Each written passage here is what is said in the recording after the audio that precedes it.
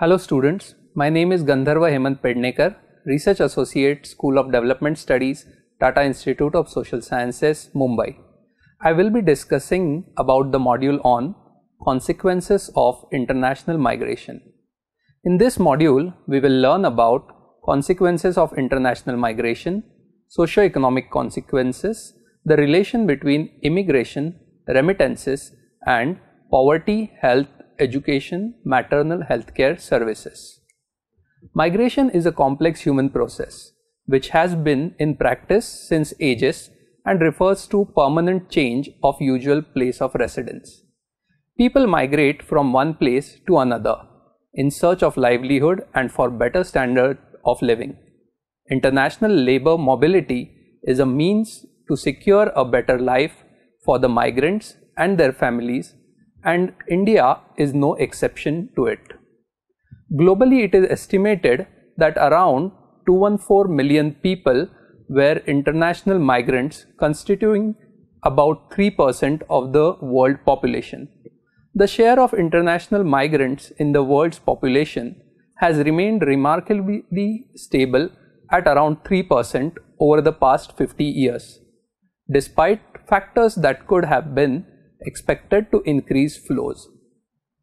Mostly, researchers have focused on explaining why people move from one area to another.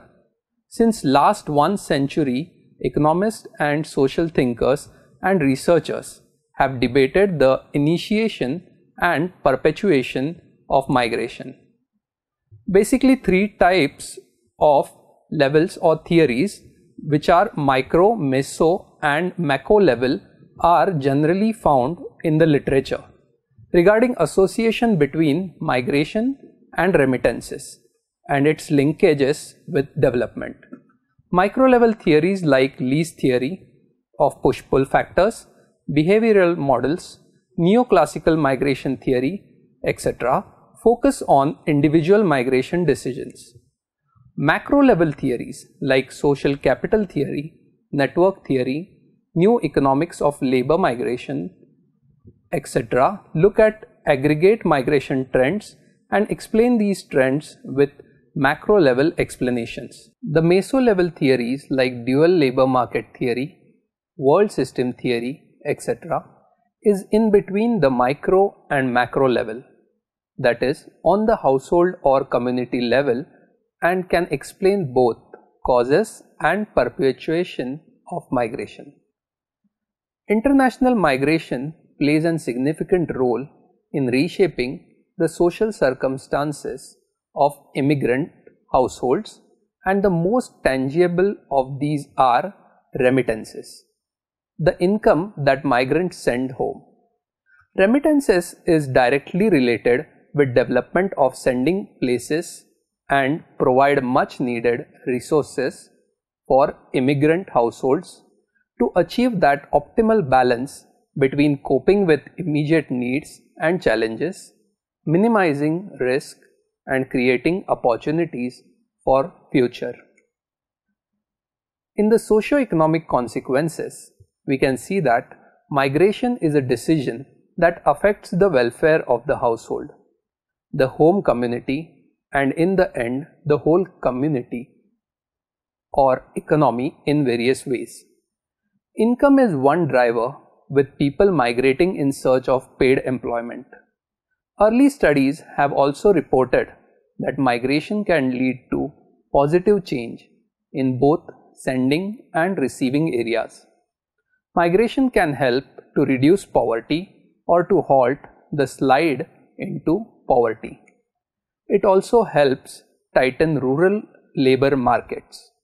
While migration has economic, social, and cultural implications for the sending and host societies, remittances the migrants send home are perhaps the most tangible and least controversial link between migration and development. The direct result of immigration is remittances, and an explanation of this outcome has been a matter of discussion among scholars. Most of the early researchers have deduced the effect of migration negatively. and argued that this promotes spending on unnecessary consumables as well as the full or partial dependence of the household members on remittances. On the other hand, some other researchers consider the positive aspects of immigration and remittances, arguing that expenditure out of remittances on consumption may not necessarily be futile as it contributes to social, cultural, and economic development through financial and social investment. It also acts as a means of risk sharing and provides security from any unwanted financial crisis. Remittances are very important for many households in case of developing countries like India, where 56% of remittances are spent to meet day-to-day expenditure, and they are also utilized during expensive social rituals and traditional transactions such as dowry. Additionally, remittances help in improving the quality of life by increasing the family's expenditure on education, healthcare, housing, and other necessities. They also provide capital for setting up an entrepreneurial venture. It has been argued that remittances empower the lives of the left behind family members of the migrant by providing them an opportunity to take control over their social circumstances and in decision making for themselves as well as their other family members. Thus, remittances have a complex bearing on the lives of immigrants as well as the left behind population, and many researchers show immigration is a strategy to improve life chances. We'll now talk about immigration, remittances, and its effect on poverty. On the issue of immigration, remittances, and poverty, the literature is clear. Most studies show that remittances reduce poverty at the household level. However, this optimistic finding are supported many research evidences and play a significant role in reducing poverty at the household level, and also support the growing view that remittances increase investment in developing countries. Similarly, Haas 2005 uses a cross-sectional and participatory appraisal approach from the southern Mexico to find that remittances play a vital role in elevating poverty at household level as well local economy and improving the livelihood of millions of people. Also, immigrants' households invest more than others in housing, agriculture, and small petty business compared to non-receiving remittances households. In the same vein, Fraser and Mazzucato 2014 using kernel matching approach and calculate average treatment effect between remittances receiving households and non-remittances receiving households. It shows that remittances have a positive and major effects on non-productive asset such as living condition and food security. In urban Burundi, and remittances also play a significant role in unwanted crisis, and same finding which is given by Lopez Videla and Machuca in Bolivia 2014. He shows that remittances have a positive effect on alleviating households poverty in urban Bolivia, whereas there is no effect on rural households poverty because migration is a selective process and associated with high level of cost. Meanwhile, in 2012, Soto and Brown also estimate the effect of remittances on poverty in Tongo, and results show that remittances reduce the incidence of poverty by 31% and the depth of poverty by 49%. On the other hand, Edwards and Oregia 2009 using kernel and nearest neighbor matching approach find that no systematic difference in labor force participation in remittances receiving households and reject the hypothesis that regular flow of remittances create household dependency on remittances. Ratha 2007 made a strong statement that migrant remittances are most tangible and perhaps the least controversial link between migration and development. In addition, remittances play a crucial role in reducing poverty at the household level, as 10% increase in per capita official remittances may lead to 3.5% decline in the share of poor people. Remittances are positively linked with increasing the productive and non-productive assets. Now we will discuss about immigration, remittances and its effect on education. On the issue of remittances and expenditure on education, the literature is twofold. Most studies show that remittances receiving households have a lower school dropout rate, and these households spend more on private tuition for children. According to Salas 2003, using panel data by using a two-step estimation in Peru 2007 to 2010, he found out that international remittances have a positive effect on the likelihood to send children to private school. In a similar vein, researchers also find positive effects of remittances on a school enrollment. However, this optimistic finding, neglected by Feng Hu 2012 in rural China using Probit model, finds that migration of adult household member has a negative impact on high school attendance of left behind girls' children in rural China. While the remittances can partially compensate for this loss, and Acosta, Finzileba and Lopez 2007 found a negative effect of remittances on educational attainment in the Dominican Republic. This view, also supported by Meza and Pedazzini 2008, stated that remittances in rural Mexico have a negative effect on school attendance. Now we shall discuss about immigration, remittances and its effect on health. There are various ways through which migration and health are linked. Migrants leave their place of origin in order to seek employment at the place of destination, which is alien to them socially and culturally. The place of destination could pose serious problems in the access to food and nutrition, healthcare services, besides harsh working conditions, inadequate housing and living conditions influencing the health status of migrants. Migrants are also exposed to the diseases and health risks of host society as well. It is also possible that some migrants could carry the communicable diseases and spread among the fellow migrants as well as among the host population.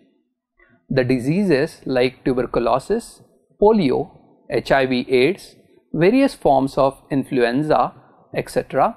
are likely to spread through migration. Thus, there exists a strong link between health and migration. Migrants are not a homogeneous group, but are differentiated by age, sex, ethnicity, education, and skills. The unskilled and semi-skilled migrants are more likely to be affected by health risks due to their low income and awareness, and also due to lack of support to their healthcare needs. Many such migrants not only work hard to increase their income but squeeze their expenditure as well to save more and more for sending remittances back home, even at the cost of their health. They are also less likely to be covered by health insurance and health services provided by the employers. The international migrant workers, being non-citizens, are not appropriately covered by the healthcare services provided by the host countries. They have to depend upon their employers, if specified in the contract, and their own support and income. Further, their legal status could be a source of discrimination at the place of destination, and they may not get same level of health care in diagnosis, treatment and preventive services that the citizens might be receiving in the whole countries. Apart from economic, social and political factors, language barriers may also work against the migrants in seeking health care. The health status of migrants, their vulnerability to ill health and their health seeking behavior are also influenced by several factors operating at their place of origin. Among them, migrants' awareness about their healthcare needs prior to migration, information provided to them on health risks, and required preparedness by the native governments, civil societies, and other stakeholders are crucial for good health of migrants at the place of destination. Now we shall discuss about immigration remittances and maternal healthcare services. On the issue of migration, remittances and maternal healthcare services, the literature is twofold. Most studies show that migration improves the maternal healthcare services of rural households and communities through the utilization of social and economic remittances, fertility differential, health seeking behavior and sexual behavior. According to Lindstorm 2006, using data from 1995 Guatemala Survey of Family Health and Multi-Level Regression Models, he found that significant positive association between migration and maternal health care services in rural Guatemala.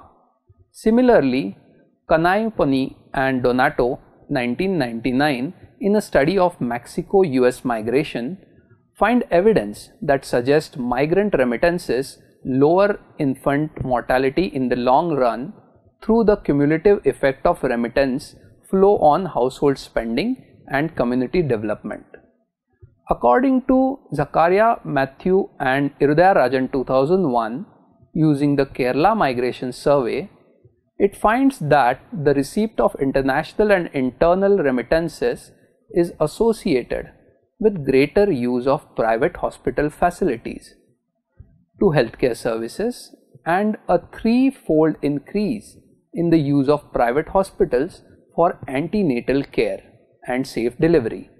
Similarly, Lopez and Chi 2012, using the data from 2004 National Demographic and Maternal and Child Health Survey, using interaction models, showed that having an international migrant and remittances increased use of healthcare services among low-income Ecuadorians.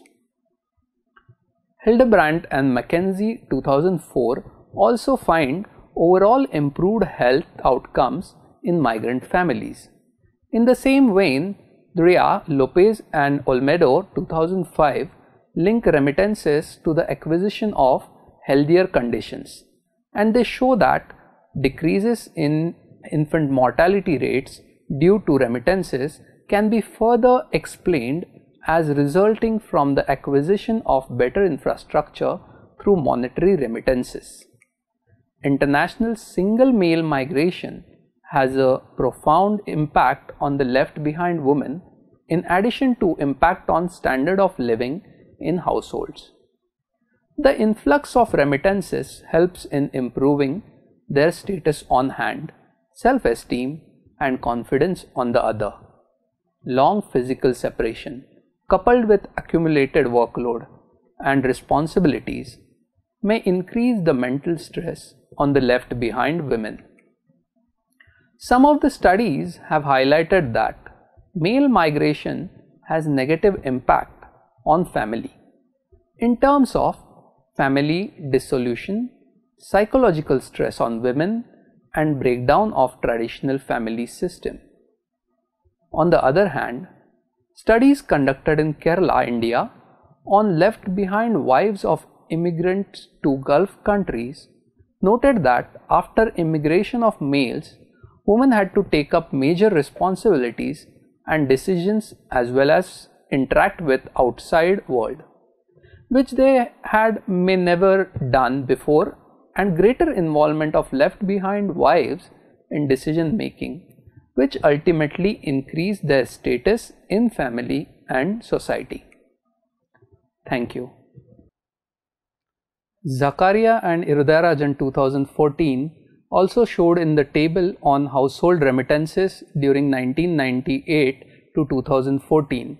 In the year 1998, the remittances was 3530 crores. In the year 2003, it became 7965 crores. By 2008, it had touched 12511 crores, and by 2011, 15129 crores. In 2014, it reached to 4374 crores. While in case of total remittances in Kerala in crore of rupees, in year 1998, the remittances were 13652. In year 2003, the remittances was 18465 crores, and 2008 43288 crores. In 2011, it reached to 49695 crores, and in 2014 71142 crores.